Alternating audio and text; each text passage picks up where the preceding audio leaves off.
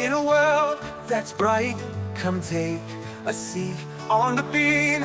We gather where laughter meets. Every Tuesday's a trip, come share your flair. In this warm embrace, there's love everywhere. Talk it out, all vibes alright. Nobody's wrong in our light tonight. So join us in this cozy space. We're talking it out, with love we embrace. No topics too bold, no dreams out of reach. Together we rise, that's the joy that we teach.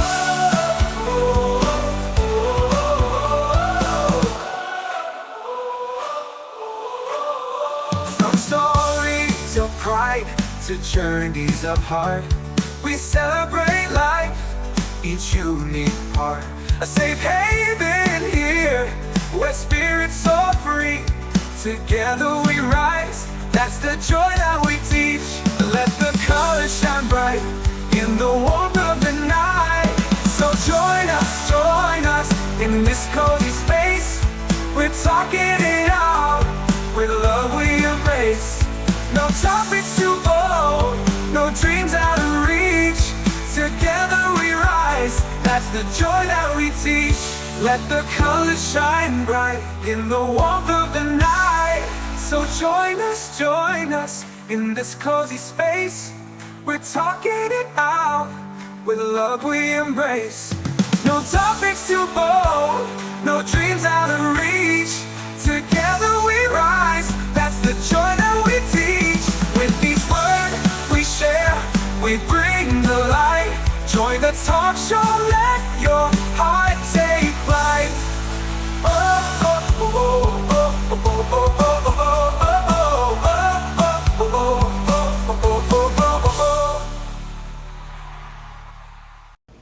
Hey guys, it's SayCo Alford from the SayCo Show. I hope you're doing great.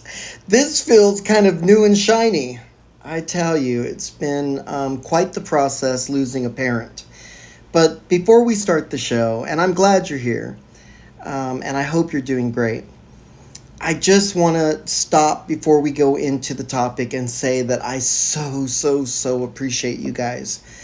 Y'all sent me voicemails and texts and phone calls and cards in the mail to the P.O. box, and you guys have just been wonderful. You were there for me, and it means a lot, and I appreciate it. I did thank some of the folks that were able to be thanked online through social media, but for those of you that are, quiet listeners or silent listeners, whatever you want to call it, I just want to say that I really do appreciate you guys so much. What can I say? You think you have a parent for a long time, and you think your parent's going to get, into their 80s or 90s. That's what we all hope for, right? My father was dealing with prostate cancer very well. When he took his medication, his body was definitely reacting in a good way to the medication. So that was going very well. And of course, when you're older, doctors say you probably won't die of this. We're going to take care of it. There's medications, etc. You'll probably die for something else. And that's what happened. My father's crutch in life caught up to him, and cirrhosis of the liver gave his kidneys a terminal infection which shut them down. And once your kidneys shut down, then the other organs start shutting down. What I will say is this: if you're gonna go, he went really fast, and that's probably best. That's what makes me feel better about this whole thing. If he had to go at 71, it's good that he went pretty fast. He was just in the hospital a couple of days. They sent him home on hospice, and I think it was like 30 hours maybe that he was home on hospice and he was gone. And my sister and her wife and the family were all around him and took the best care they could for him. I'm so glad he was over on his little mountain at home, surrounded by the people that mattered. And I'm going to miss him. A big mess was left behind. No will was signed, and there's a girlfriend involved, and it's just kind of getting a little bit ugly. So those of you that are believers, pray for me. Those of you that are not, I hope that you send good wishes and energy towards me and my family, because we're certainly going to need it. But enough of all that. I have challenged y'all to stand by me through this mess and this horrific event that has happened in my life long enough. And so I'm going to push that to the side from now on the show. And we're going to just carry on like we have been doing all these years, discussing all things queer, my life, my career, etc. It's funny how you think you have the time until you don't. And the whole process has really opened my eyes to a lot of things. But I appreciate you guys so much. So let's get into topic.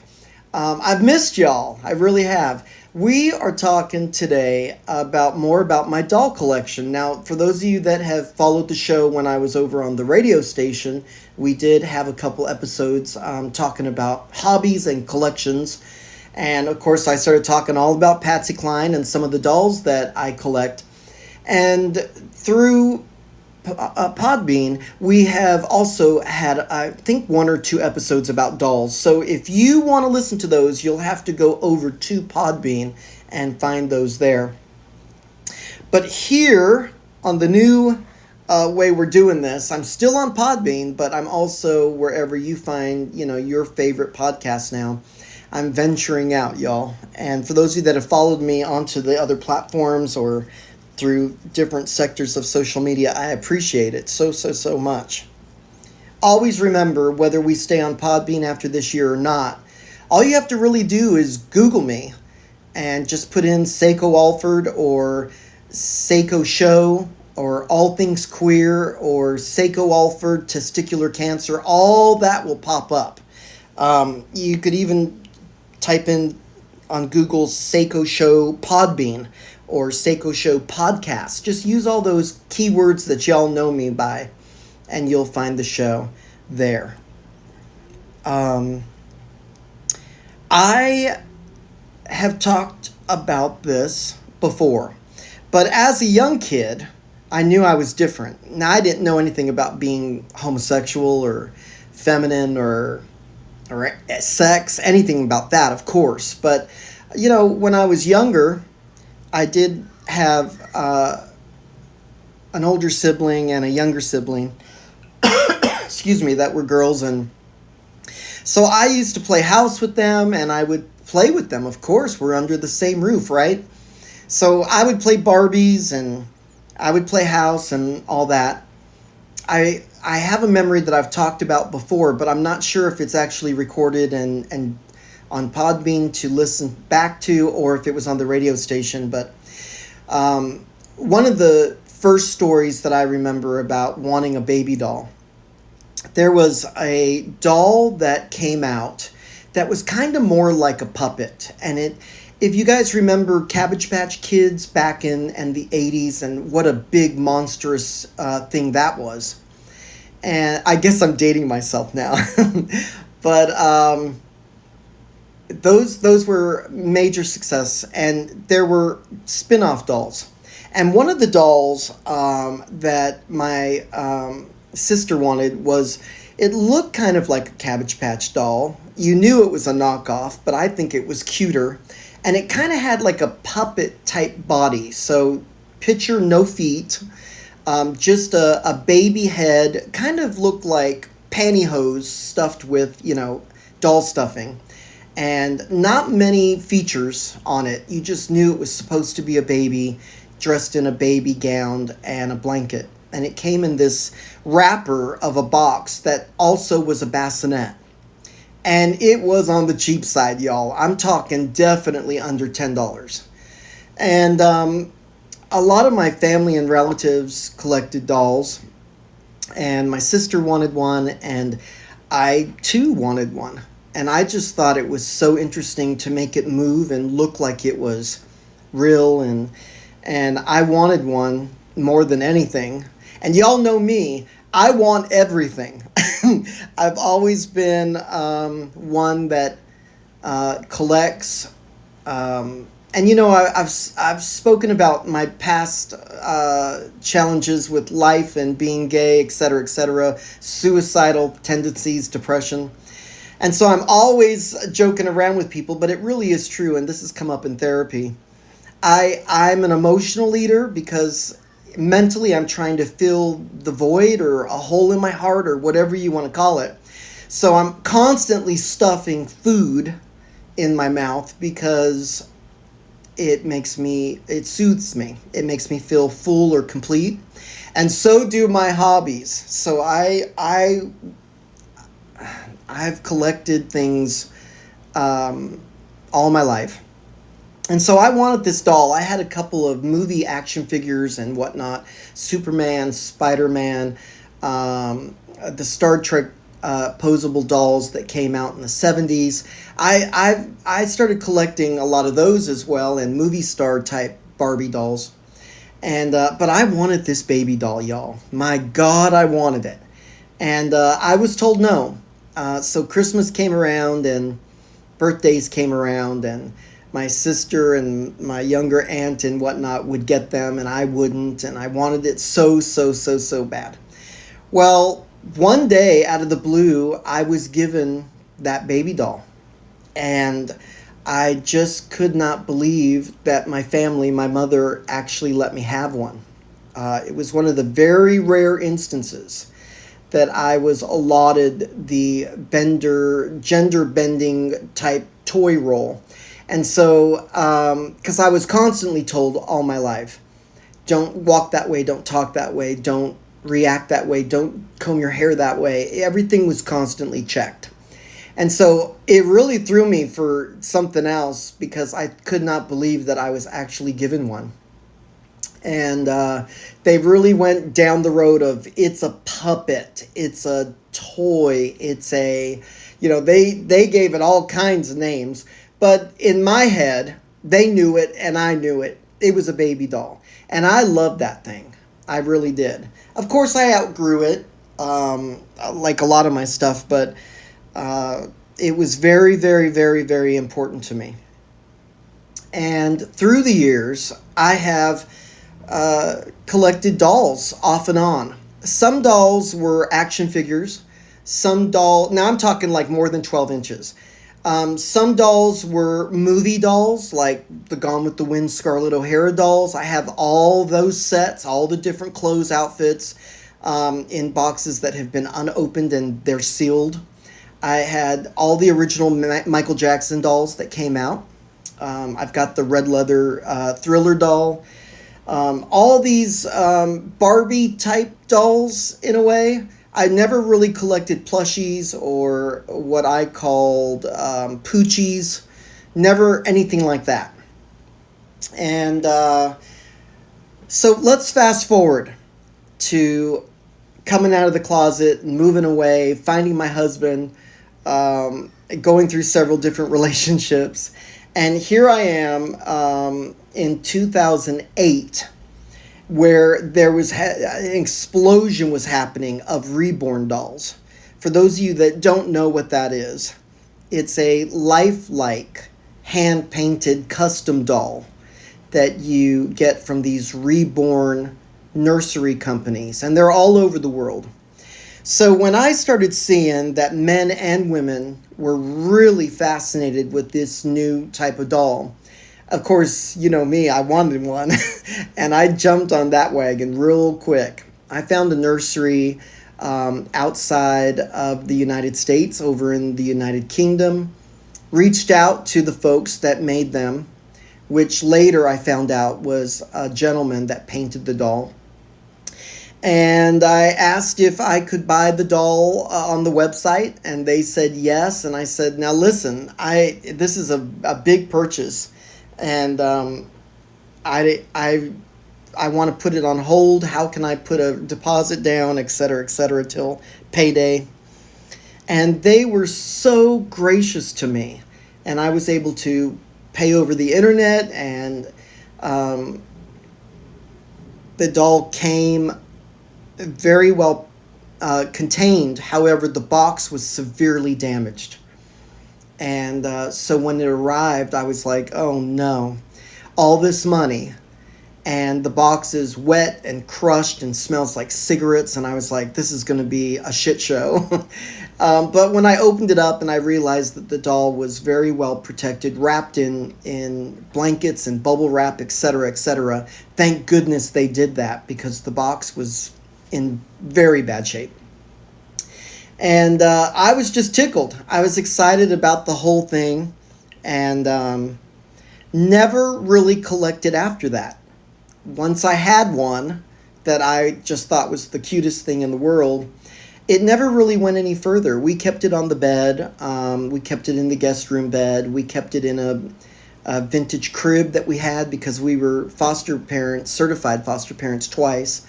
And so you needed, a bed, and you needed a kid's bed, and then you needed a crib, and you needed a bassinet. And so it's always been in the guest room in some way or form.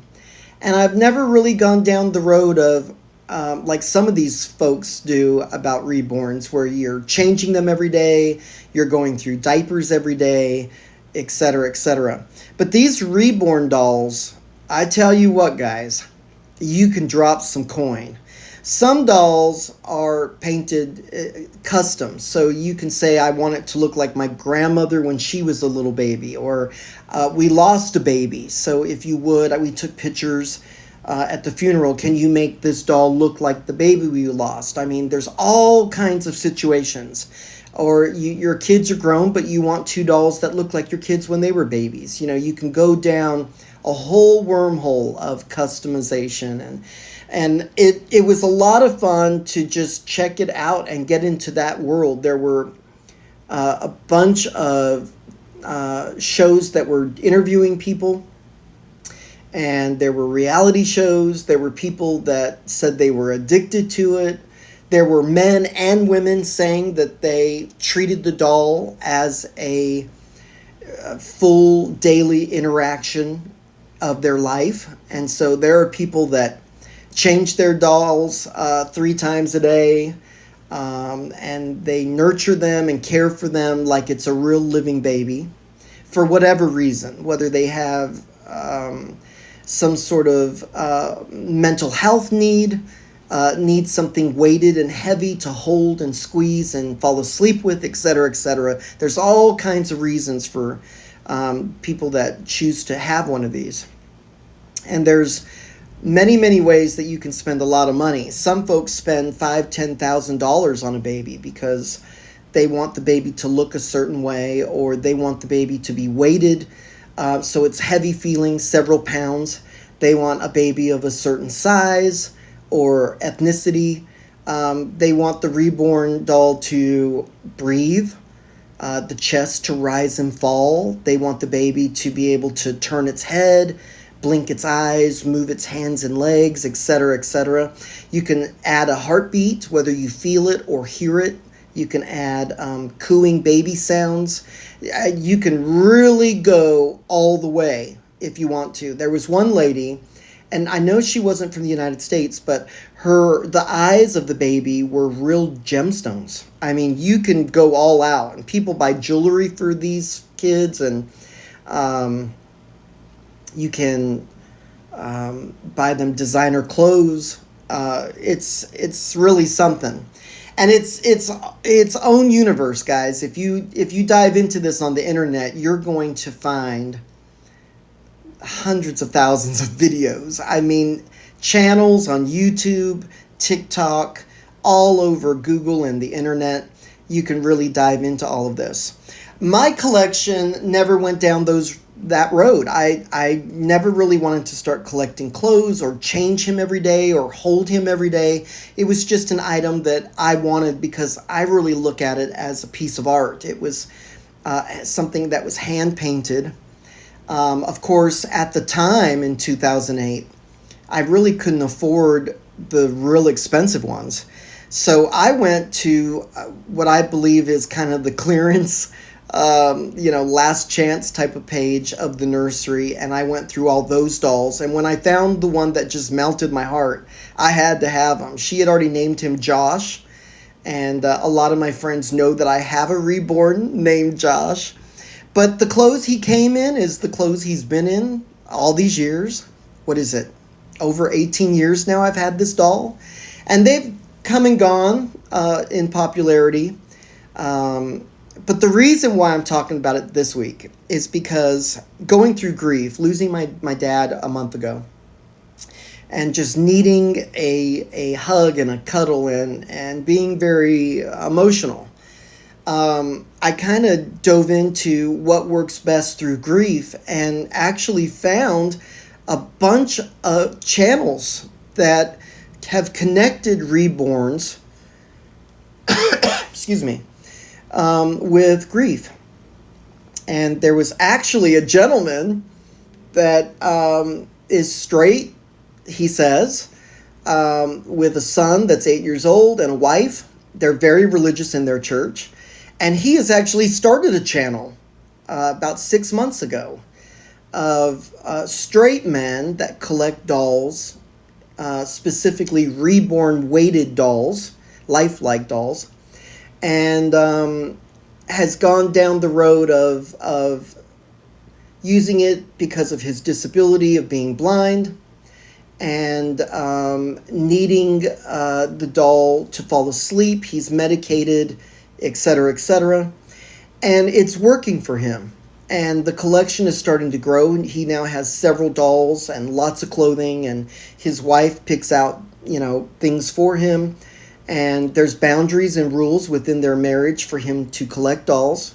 And it's just this whole thing. Now, I reached out to him and said, "Oh my gosh, I'm a Christian, and I'm married to a man, and he thinks I'm batshit crazy, that I'm not playing with a full deck because I have this reborn doll, and it's so refreshing that you're using it for mental health needs."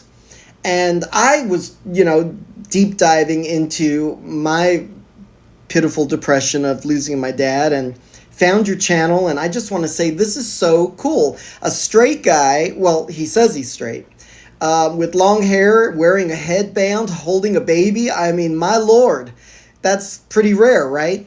So I reached out to him and sent him a big, long, email and said, "This is so great. I've been to your website, all of your social media, your YouTube channel. I'm watching all your episodes." And then he wrote back, "Look, I'm a straight man, and I don't believe that your lifestyle is correct with God." And he went into this big, long thing of judging me.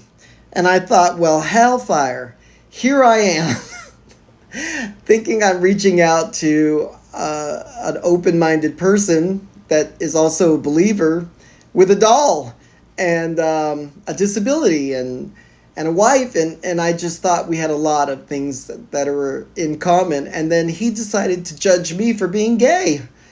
I tell you, can't win. But I do wish him the best in his life and marriage or coming out story, whatever's going to happen in the future. I wish him the best. But I started thinking I should probably check on my doll. Our guest room has been a nursery, and then a guest room, and then a catch-all, and then a storage room, and then a catch-all, and then a nursery. And it's gone through several changes. And so I thought I better go check on that doll, because we gave everything away the last time we decided not to be foster parents. And so I went in there and unwrapped him and vacuumed him off and shook out his blanket and checked him to make sure everything was kosher. My doll is weighted, so he's got the special weighted batting inside of him. He's a cloth body that was signed by the artist, numbered, and he's got vinyl feet and like fourth up his leg, and then he's got vinyl hands and like halfway up arm, and then everything else is cloth. The rest, like the thighs, are cloth. His upper biceps are cloth, and then, of course, his head is vinyl. And they rooted his hair and eyelashes in. He's got magnets in his mouth so he can hold on to a binky or a pacifier or a dummy, whatever you want to call it. And he has been a constant in my life for 18 years. I don't think I've even held the doll more than 5 times, but recently going through grief and seeing how others use this as a cuddling coping mechanism, I took mine out and shook him off, and he's sitting in our media room right now and on the opposite chair. And it's been very interesting to kind of rehash a hobby, a collection piece, an art piece, if you will. And I've spoken to my best friend and to several people, and we all kind of circled back around to these hobbies and these collections. For a year or two, I put photography off, and then it swings back around, and I take out all my film and my 8mm cameras, and I deep dived into all that, and then it just kind of fades again. And then I get into deep collecting of mini Patsy Cline records from all over the world, especially Japan and down in New Zealand, Australia. And then that kind of fades because there's not a lot really to be had out there. And so I keep circling back to all these collections. But the one thing that has been a constant is keeping and maintaining what I have of each collection. I know a lot of people say, I'm not into this right now, so I'm going to give it all away. That has never been me. I hold on to everything. I'm kind of a pack rat, but everything is labeled and sectioned off and categorized, and it's in some plastic bins there, stacked up in the corner of our guest room.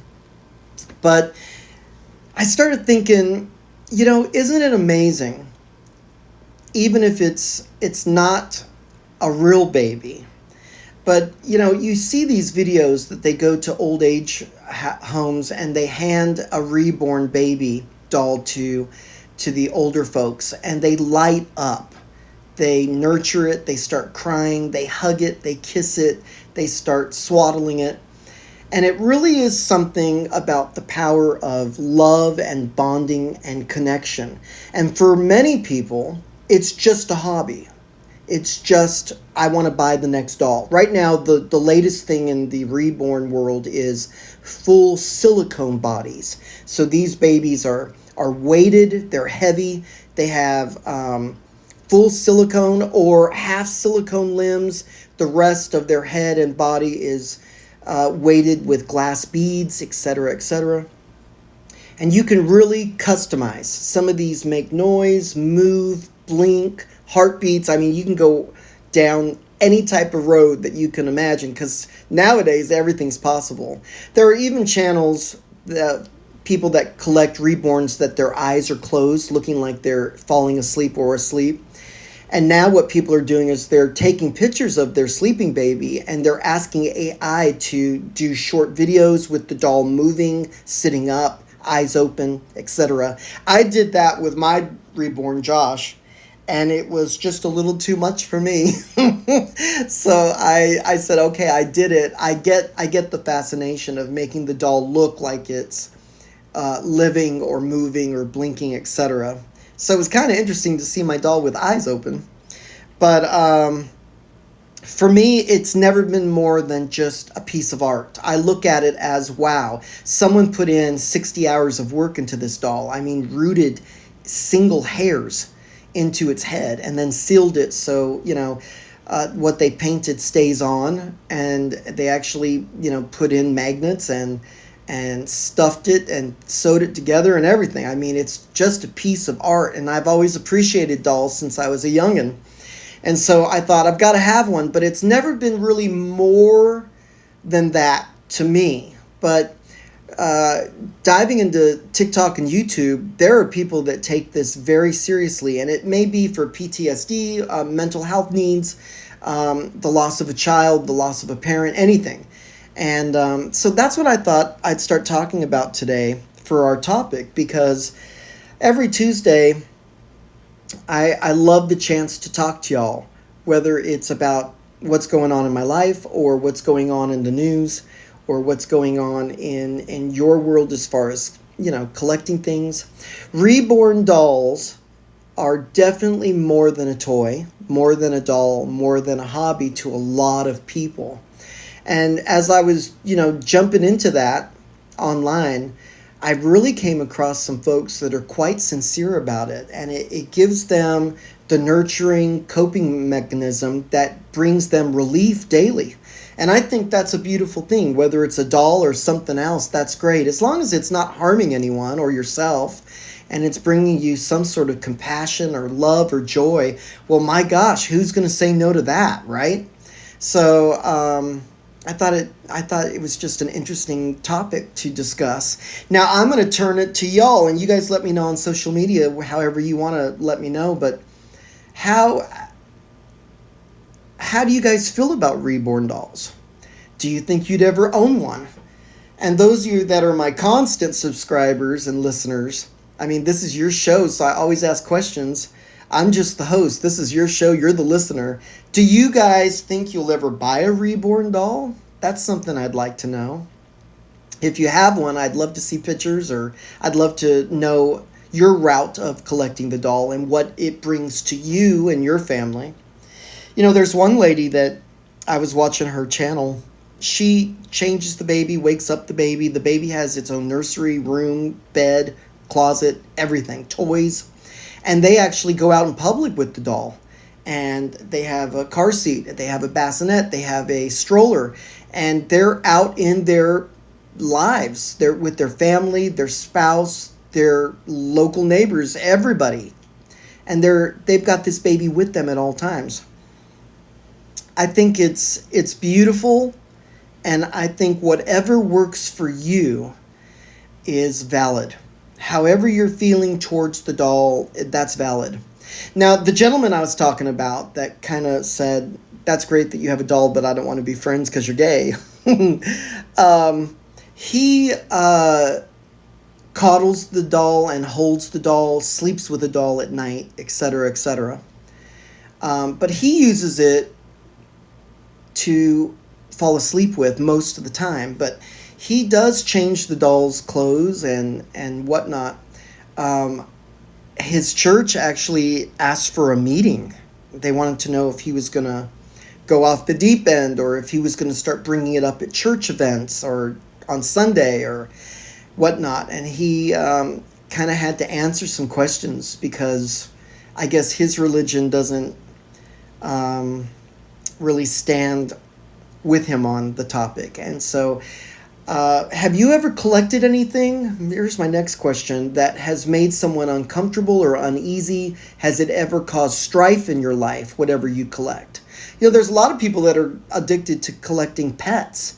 And that's how you watch these episodes where they're hoarding animals. They have 30 chihuahuas or something, and they can't feed them. They can't take care of them, but they know they just want more and more. That's actually the situation for one of our rescues. My little black and white chihuahua.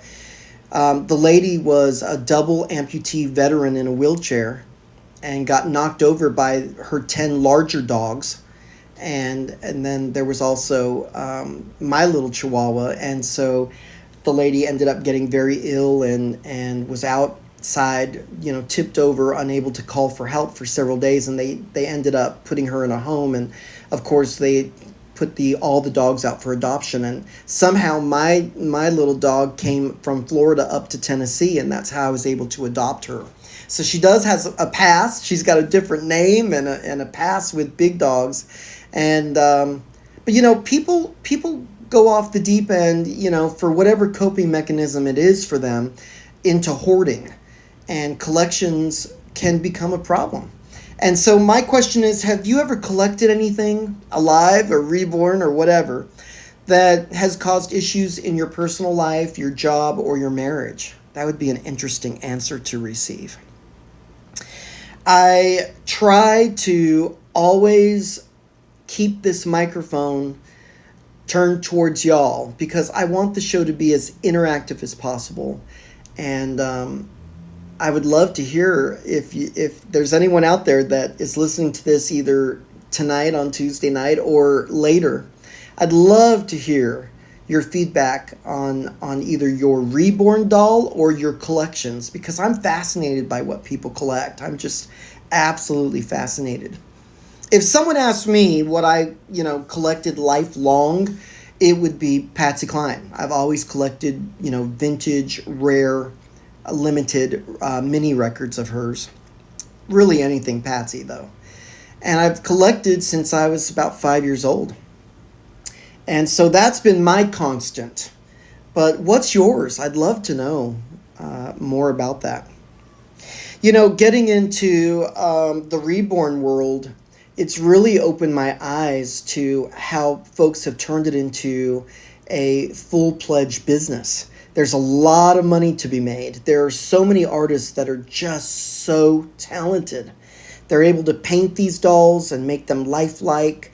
And some have opened up store nurseries so little kids can go into the adoption area and walk through, the hospital room or adoption building, and they go through and they pick the baby and then they name it, and there's a nurse there that will weigh it and fingerprint it and whatnot, and get you a birth certificate and certificate of authenticity. Some of these dolls are numbered, and it really starts them off on a collection. Now, these are younger kids, but there are people of all ages that collect these reborn dolls.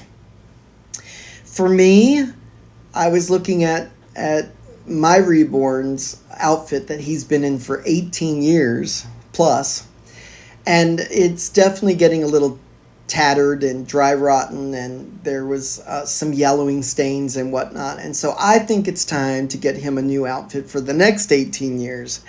So that might be something fun for searching online for a new outfit for him. But other than that, I don't know if I'll ever really put any more money into him. I'd love for him to be a warming baby.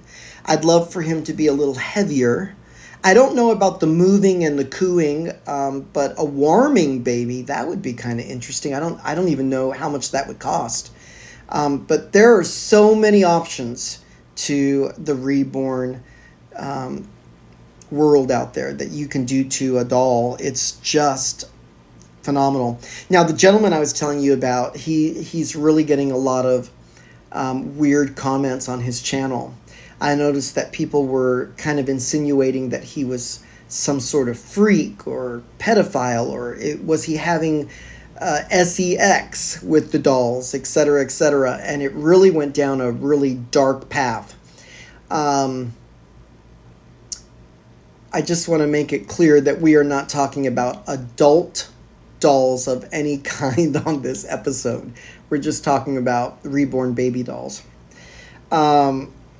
And I hope I don't get weird comments back. I usually get some sort of negative feedback on my show.